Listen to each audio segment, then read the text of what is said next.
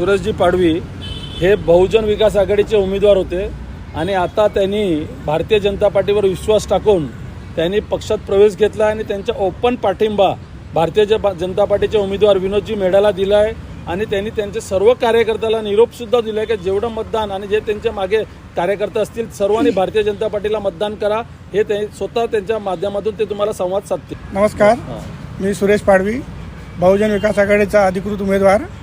मी भारतीय जनता पार्टीचे पालघर जिल्हा अध्यक्ष भारतभाई राजपूत यांना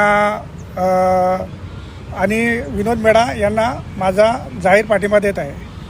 आपल्या कार्यकर्त्यांना काय आवाहन करा पुढील बाबतीत? माझ्या सर्व कार्यकर्त्यांना माझी नम्र विनंती आहे की याच्या पुढे माझ्या सर्व कार्यकर्त्यांनी विनोद मेढा यांना बहुमताने विजयी करावे. माध्यमातून भारतीय जनता पार्टीचा